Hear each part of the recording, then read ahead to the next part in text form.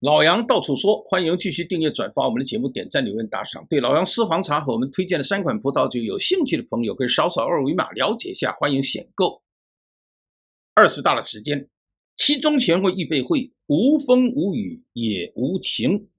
会议治国进一步的明确化和制度化，既不走封闭僵化的老路，也不走改旗易帜的邪路。那走什么路，举什么旗？20大我们就能够清楚的看到。昨天召开的19届期中全会上，习近平代表中共中央政治局向全会做了工作报告，就19届中央委员会向20大的报告讨论稿做了说明。主管党务的王沪宁也向全会说明了中国共产党章程修正案的讨论稿，那就是说中共20大进入了倒数最后一周，最后一个星期，下个礼拜六应该下个礼拜，对，礼拜六也差不多就要召开了。礼拜六礼拜天。那么作为中共领导班子换届前最后一次的中央全会，期中全会通常开4天，也就是星期三12号闭幕。闭幕当天的发布会议公报，可能会披露20大报告的相关内容或者整个会议的流程。大概是这几点：第一，20大政治报告基本定稿，党章修订纳入2个确立等等。第三，可能要把解放台湾问题实现祖国完全统一写入党章，来展示中共实现国家统一的决心和意志。第四，审议通过中纪委向20大的工作报告。第五，最后敲定200多个人组成的20大主席团和主席团常委会的名单，20大开幕当天就宣布。那么根据过去几届党代会的惯例，大会主席团的常委会名单中会纳入已经退休的前政治局常委。以19大为例，由42个人组成的主席团常委会中，就包括江泽民、胡锦涛、朱镕基、温家宝等前常委。不过中共前总书记江泽民今年已经96岁了，他是否再度出现在这个周末的20大开幕式，这是外界关注的焦点。新加坡联合早报余则远在他的专稿中分析了中共会议治国的模式，这个视角的提取有一定的新意。我们知道中共过去在大陆有一句俗话，共产党会多，国民党税多，当然现在共产党税也不少。那么这个呢，会多的共产党打到了天下，税多的国民党跑到了台湾。那么中共的1949年建国之后，延续了共产党会多的革命传统，逐步形成了以全国党代会为中心，中央全会为主要节点的治国模式。原来这是一个治国模式。改革开放之后，这种会议治国模式走向了规范化、制度化，形成了5年1次的全国党代会，加上7次中央全会的固定程序，大概每一届都是这样。那么根据中共的党章的规定，中共高层权力的架构呈现金字塔形，塔基就是5年1次的全国代表大会，往上每年1次的中央委员会全会，再往上每个月1次的政治局会议，然后更频繁的政治局常委会。那么这些会议都是闭会期间，即中共中央总书记、国家主席、中央军委主席以身领导人用最高的决策权他拍板就是一锤定音。但是不少人认为，在2届党的代表大会的召开的期间，20大主席团常委会可能是这个期间最高权力机构。之所以注意到这个制度化的安排，是很多人认为目前在世的元老们有可能会借题发挥，在大会上突然发难，存在某种程度改变扭转中共政治发展趋势的可能性，而因此海外很多媒体做了很多可能性的沙盘推演。余则远那是有意识的提醒大家，即使在上述各级会议开会的期间，中共的最高领导人是有拍板权的，尤其在中共18大会后的中央核心强调维护2个确立的政治大环境之下，最高领导人的决策权毋庸置疑。这一点呢，最高领导人有拍板权似乎被外界很多人刻意的忽略，但它的确是一个客观的存在。但是不是意味着中共的全国党代会和中央全会的作用有所减弱呢？那余则演提了这个问题，他是这么解读的：18大之后，中共在恢复核心的同时，也强调依法治国、依规治党，也就是怎么说呢？就最高领导人的意志必须通过符合党章的全国代表大会和中央全会才能转化为全党的意志。最高决策层必须开好全国党代会和历届的中央全会，才能够在思想政治上统一全党这当然也是一个形式。这当然是纸面上的解读，至少程序上会有这样的流程设计，谁也不敢这个走流程来讲的表决之类的，还有很多游戏还是要玩一玩的。那好了，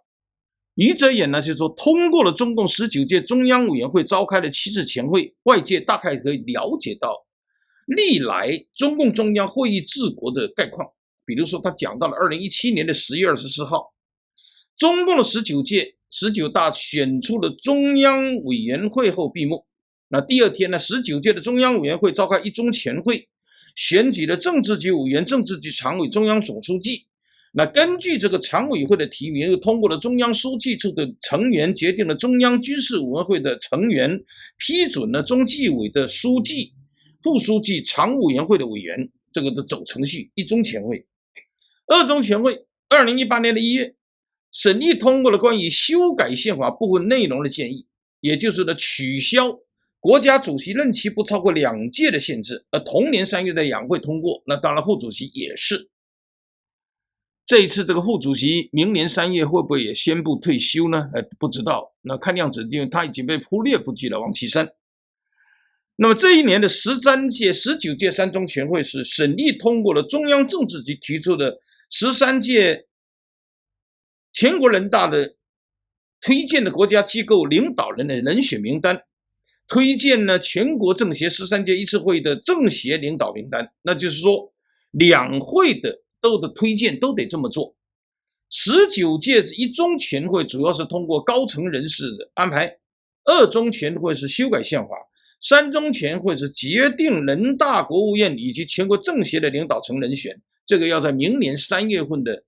之前也要类似的三中全会。好了，往届的中共中央都是在二中全会决定全国人大、国务院和全国政协领导层的人选。